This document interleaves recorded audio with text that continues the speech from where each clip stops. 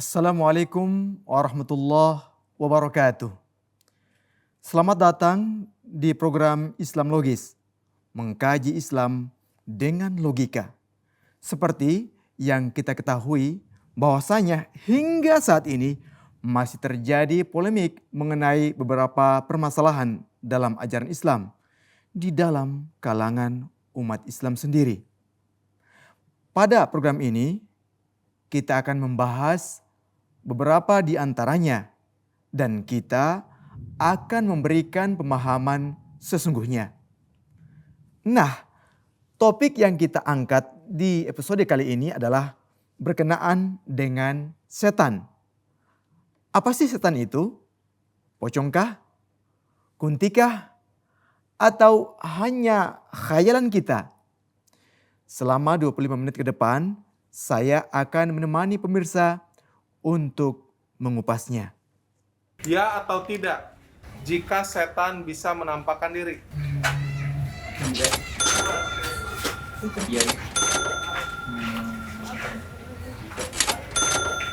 Ya. Enggak. Ya atau tidak, jika meyakini keberadaan setan merupakan perilaku beriman pada hal yang gaib? Yes. Enggak. Enggak sih. Tidak. Iya tidak ya. Iyalah. Ya atau tidak, jika setan takut sama kucing? Ya. Ya. No. Enggak dong. Iya. Ya atau tidak, jika setan bisa merasuki tubuh manusia? Enggak. Hanya iya. Masa iya sih? Enggak lah. Tidak. Yes, no. No. Ya atau tidak, jika iblis adalah rajanya setan? Iya. Enggak. Iya enggak ya? Yes. Dari tayangan tadi, ada beberapa pertanyaan yang akan kita ulas.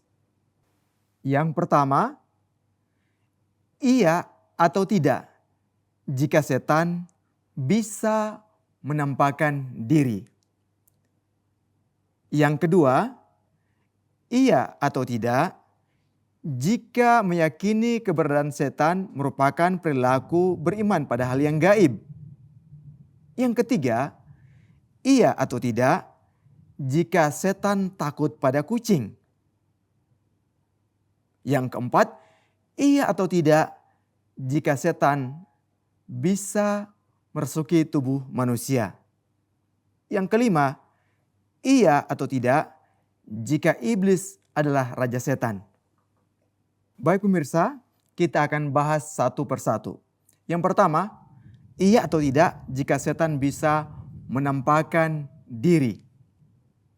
Jawabannya adalah iya, setan bisa menampakkan diri. Perhatikan baik-baik, ya perhatikan baik-baik. Pertama, kita akan katakan apa itu setan dulu. Iya, kalau kita katakan iya, maka kita harus paham apa itu setan dulu. Sebabnya adalah setan dikatakan bisa menampakkan diri apabila setan itu dari kalangan makhluk. Hati-hati, pemahaman setan sendiri ada yang mengatakan setan itu pertama dari iblis, satu. Kalian pertama adalah iblis bersama kawan-kawannya. Yang kedua adalah dari kalangan binatang-binatang buas. Yang ketiga penyakit. Itu masuk dalam kategori setan. Kemudian roh-roh jahat. Jadi yang mana yang kita akan bicarakan? Jika kita bicarakan setan dari kalangan binatang, binatang bisa menampakkan diri. Kalau kita katakan dari segi roh, maka berarti ini adalah pengaruh motivasi. Ya, bisa menampakkan diri jika kita memantiknya. Apa alasannya? Alasannya adalah seperti Nabi SAW bersabda bahwa dalam hadis yang terkenal, Nabi SAW bersabda bahwa laisa minkum min ahadin, bahwa tidak ada satupun di antara kalian illa wa qad wukila bihi qarinuhu minasyayatin, melainkan dia telah diutus kepadanya bersamanya qarin, ya teman minasyayatin dari kalangan syaitan. Para sahabat bertanya kepada Nabi SAW, wa anta ya Rasulullah, apakah termasuk engkau juga ya Rasulullah? Beliau katakan, na'am, iya, walakin akan tetapi Allah Subhanahu wa taala a'anani, telah menolong saya alaihi, untuk melawan setan itu. Fa aslama, lalu setan itu telah menjadi muslim. Jadi pada diri setiap muslim itu ada setan. Diri setiap anak cucu Adam mengalir setan. Tetapi setan yang ada pada diri Nabi SAW telah diislamkan. Jadi setan dalam pengertian ini adalah setan yang menampakkan diri, yang memberi pengaruh buruk atau pengaruh tidak baik. Oleh karenanya ketika setan Nabi SAW telah diislamkan, maka dia tidak bisa menampakkan diri. Tetapi kalau kita mengatakan menampakkan diri tadi alasannya apa? Karena yang dimaksud adalah manakala manusia itu berhasil dikuasai oleh pengaruh dorongan-dorongan buruk, yang saya katakan tadi awal, salah satu makna daripada setan itu sendiri adalah pengaruh buruk atau roh jahat. Manakala dia berkuasa atas kita, maka kita menjadi menampakkan dia. Kekuatan itu berkuasa atas kita, lalu yang nampak adalah kekuatan-kekuatan jahat. Oleh karenanya Abu Jahal pun dikatakan sebagai setan. Abu Jahal pun dikatakan setan juga. Oleh karena itu setan dalam wujud manusia atau orang jahat. Jadi tidak mudah untuk mengatakan setan atau tidak bisa menampakkan diri. Jawabannya ya bisa. Seperti tadi caranya. Ya, kita masuk pada pertanyaan nomor 2. Iya atau tidak keberadaan setan merupakan perilaku beriman pada hal yang gaib? Tidak.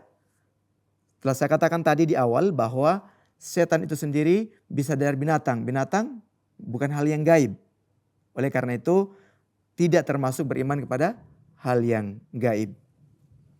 Kita lanjut pada pertanyaan yang ketiga. Iya atau tidak jika setan takut pada kucing? Ya, setan yang mana yang kita bicarakan? Kalau setan yang takut pada kucing itu berarti binatang ya. Tadi kalau bicara binatang berarti binatang yang takut sama kucing maksudnya. Iya, kalau untuk binatang yang berbahaya yang takut sama kucing ada. Misalkan saja ular misalkan takut pada kucing. Jadi mana setan kalau itu benar. Ya dari segi itu yang saya katakan tadi. Tapi apakah yang dikatakan tadi misalkan seperti Abu Jahal itu akan takut sama kucing? Tidak.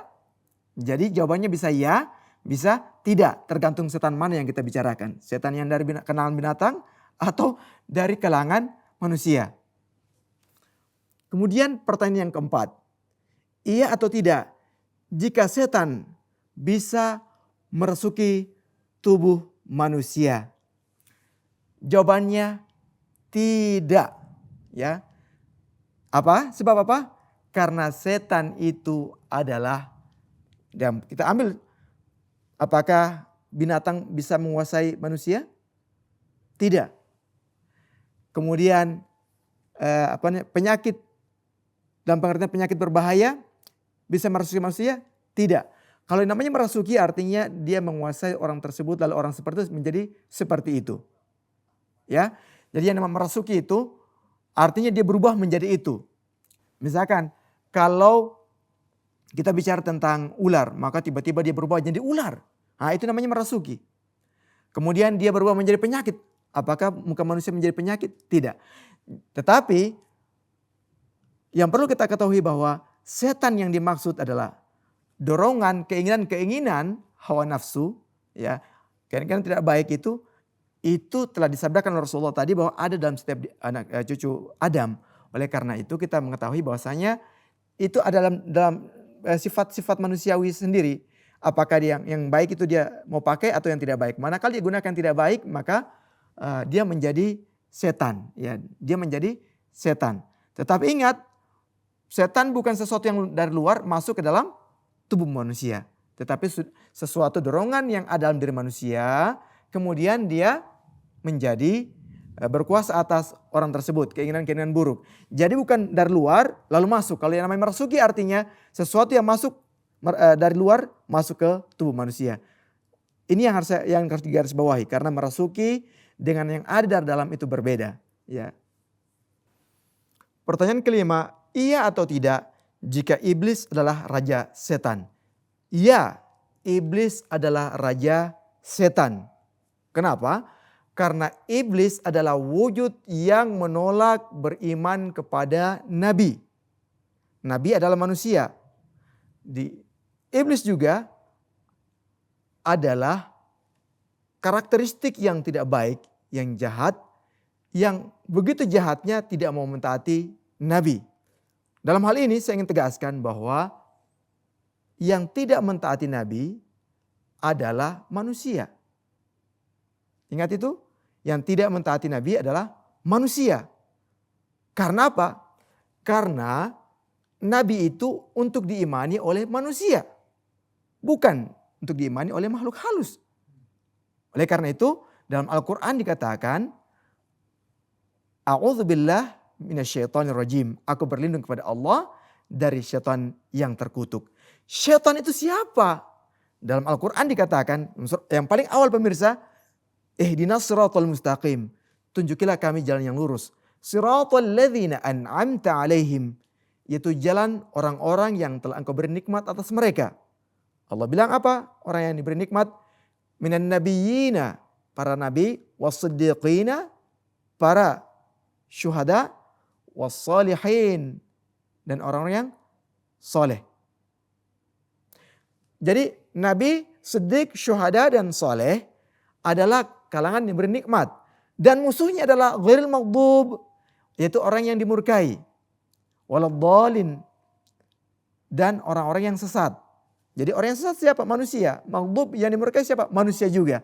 Oleh karena itu iblis itu rajanya orang yang dimurkai, rajanya orang yang sesat itu adalah iblis. Jadi setiap orang yang menentang Nabi Allah ya menjadi kepala dari penentang pada para Nabi Allah itu jelas-jelas adalah iblis. Ya, iblis tadi sudah saya katakan dari kalangan syaitan. Jadi dari syaitan itu pemimpinnya adalah iblis. Dengan demikian jangan mencari-cari bahwa iblis itu makhluk halus dalam hal ini. Tidak. Yang dimaksud iblis ini adalah orang yang jelas-jelas tidak mau patuh kepada Nabi Allah. Dalam Al-Quranul Karim Allah Subhanahu wa taala berfirman, A'udzu billahi minasyaitonir rajim. Qulna lil malaikati isjudu li Adama fasajadu illa iblis aba wastakbara wa kana minal kafirin. Dan kami berfirman kepada para malaikat, sujudlah kalian kepada Adam. Fasajadu, maka mereka semuanya bersujud. Illa iblisa, kecuali iblis. Aba wastakbara, dia enggan. Wastakbara, dan dia merasa dirinya besar. Wa kana minal kafirin, dan dia termasuk dari kalangan orang kafir. Jadi orang kafir jelas dikatakan iblis. Baik pemirsa, sebelum kita melanjutkan ke segmen berikutnya, kita akan menyaksikan terlebih dahulu video berikut ini. Boleh tahu namanya siapa? Ilham Said Ahmad. Ilham Said Ahmad. Ini saya ada pertanyaan berkenaan dengan setan ya. Yang pertama, menurut kamu, apakah setan itu memiliki wujud? Setan yang berada di pemahaman masyarakat seperti kayak kuntilanak seperti itu, saya tidak percaya mereka ada, tidak wujud gitu. Tapi kalau untuk dari pemahaman Islam sendiri bisa bermacam-macam. Perkenalan dulu, namanya siapa? Nama saya Agus Nurrahman. Agus ya. Ya. Gus mau nanya nih tentang setan dulu ya. Menurut kamu, apakah setan itu memiliki wujud? Tidak. Yang menurut saya hanya di film saja. Menurut kamu, apakah setan takut dengan bacaan ayat kursi? Takut. Tapi tadi kata kamu nggak ada, itu bohong. Boleh tahu nih namanya siapa? Nama saya Faiz Ayub Ahmad. Nih saya ada pertanyaan berkenaan dengan setan. Pertama nih, takut nggak sih kamu sama setan? Lumayan takut. Lumayan takut. Iya. Kemudian menurut kamu, apakah setan itu memiliki wujud? Enggak. Tadi katanya nggak takut. Ya dikit. Jadi ada wujudnya atau enggak nih? Ada sih kayaknya. Ada. Ada beberapa. Boleh kenalan, namanya siapa? Dimas Indri Alwali. Saya ada pertanyaan nih berkenaan dengan setan ya. Takut gak sih sama setan? Enggak sih. Jadi nggak takut? Nggak. Menurut kamu, apakah setan itu memiliki wujud? Enggak. Pocong, kuntilanak, apa namanya? Saya belum pernah lihat sih ya. Jadi nggak percaya adanya setan. Oke. Menurut kamu, apakah setan itu merupakan makhluk atau sifat? Makhluk. Boleh tahu namanya siapa? Nama saya Ibrahim Adam. Saya ada pertanyaan nih berkenaan dengan setan ya. Menurut kamu nih, apakah setan itu merupakan makhluk atau sifat? Sifat sih. Kalau karena sifat setan itu kan sering ngejailin ya, mengganggu ya. Terakhir nih, menurut kamu, apakah setan takut dengan bacaan ayat kursi? Kurang tahu ya, karena emang belum pernah ketemu sih. Halo, boleh kenalan namanya siapa? Boleh, namanya Rijal. Rijal. Iya. Oke. Apakah setan takut dengan bacaan ayat kursi? Takut kayaknya. Takut. Iya. Kenalan dulu namanya siapa? Gulam. Gulam. Menurut kamu nih, apakah setan itu memiliki wujud? Tidak. Enggak. Tapi kan ada pocong, ada kuntilanak. Bohong itu. Bohong. Iya. Menurut kamu, apakah setan itu merupakan makhluk atau sifat? Sifat. Sifat. Iya. Oke. Terakhir, menurut kamu, apakah setan takut dengan bacaan ayat kursi? Iya. Tapi katanya tadi nggak ada setan. Bohong itu.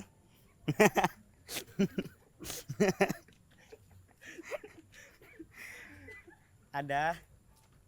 Bohong. Boleh tahu nih namanya siapa? Bait Tawafi. Bait. Bait Tawafi. Bait nih, saya mau nanya tentang setan ya. Kamu takut nggak sih sama setan? Enggak terlalu sih. Kadang kalau takut ya takut, kalau enggak ya enggak. Jadi tergantung kondisi. Ya tergantung kondisi tempatnya juga. Oke. Menurut kamu apakah setan itu merupakan makhluk atau sifat? Menurut saya sih makhluk. Jadi makhluk halus bukan sifat halus gitu. Makhluk itu makhluk halus. Oke. Terakhir, menurut kamu apakah setan takut dengan bacaan ayat kursi? Menurut saya sih enggak takut. Nggak takut, tapi kebanyakan kan orang kalau ada setan bacanya ayat kursi. Menurut saya itu hanya mitos, itu untuk kepercayaan mereka untuk tidak takut kepada setan itu. Bagaimana? Sudah lihat kan videonya? Oke, kita lanjutkan kembali. Pertama, takut nggak sama setan? Yang kedua, menurut kamu apakah setan itu memiliki wujud? Yang ketiga, menurut kamu apakah setan itu merupakan makhluk atau sifat? Dan yang keempat, menurut kamu apakah setan takut dengan bacaan ayat kursi? Baik pemirsa, kita akan membahasnya satu persatu. Yang pertama, takut nggak sama setan? Kalau kita menjawabnya iya, berarti kita takut nanti dibilang syirik. Kalau dibilang tidak, maka yang terjadi adalah dikatakan, wah sombong sekali katanya. Tapi sederhana, bagi orang yang beriman, takut nggak sama setan? Orang beriman mengatakan tidak takut sama setan. Itu jawaban orang beriman. Tapi kalau jawaban anak-anak yang jujur yang mengatakan takut nggak sama setan? Takut, padahal dia tidak tahu. Tidak pernah lihat apa itu setan. Ya, tapi kalau dibicara takut nggak sama setan? Kalau misalkan setan dari kalangan ular misalkan pasti takut. Sebab apa? Sebab berbahayanya itu. Jadi sebetulnya takut yang dimaksud adalah bukan berarti kita mengatakan takut sama setan itu syirik, tidak sama sekali. Perhatikan baik-baik. Allah berfirman, ittaqun nar, takutlah akan api. Maksudnya apa? Jauhkan diri kita dari api. Takut gak sama setan? Takut yang dimaksud jauhkan diri kita dari setan. Jadi kalau tanya takut gak sama setan? Ya takut dalam pengertian jauhkan diri dari setan. Ya seperti ittaqun nar, takutlah kamu kepada api gitu kan. Yang kedua, menurut kamu apakah setan itu memiliki wujud? Tadi sudah saya jelaskan ya. Sudah memiliki wujud? Jelas ada wujudnya. Kalau setan dari kalangan binatang buas, ada. Ya kan? Dari kalangan manusia juga ada wujudnya. Jadi dia bukan gaib ya, sudah ada punya wujud. Kemudian yang ketiga, menurut kamu, apakah setan itu merupakan makhluk atau sifat? Nah, tadi sudah saya katakan, kalau kita bicarakan dari kalau manusia setan, kemudian roh jahat setan, berarti setan itu sifat. Ya, kenapa? Dikatakan manusia karena sifat ada sifat yang tidak baiknya dimunculkan, jadi setan dia. Ular karena dia berbahaya, yang muncul berbahayanya sehingga apa? Jadilah dia dikatakan setan. Jadi ternyata setan itu adalah sifat. Kalau dia makhluk pasti dia tidak akan berwujud seperti manusia, dia tidak akan berwujud seperti ular seperti tadi. Jadi sifat, jadi sifat tidak baik yang diambil sehingga dikatakan itu setan. Apa itu setan pemirsa? Nah, ini harus diketahui. Setan itu asal dari syatana. Syatana artinya jauh. Jauh dari apa? Jauh dari kebaikan-kebaikan, jauh dari hal-hal yang membawa rahmat. Itu disebut dengan syaitan. Oleh karenanya harus takut dari hal-hal yang berbegini, yang seperti ini, setan ini. Jauhi dia maksudnya. Kemudian yang keempat, menurut kamu apakah setan takut dengan bacaan ayat kursi? Jawabannya bisa ya, bisa tidak. Permasalahan siapa yang membacanya? Kalau yang membacanya untuk kesombongan, dia bagian dari setan.